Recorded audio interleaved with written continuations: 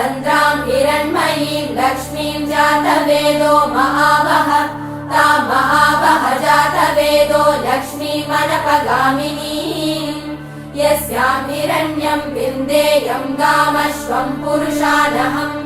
अश्वपूर्वां रथमद्यां हस्तिनादप्रबोधिनी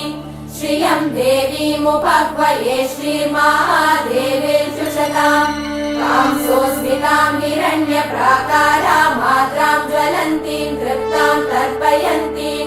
पद्मे स्थितां पद्मवर्णां तामिहोपह्वये श्रियम्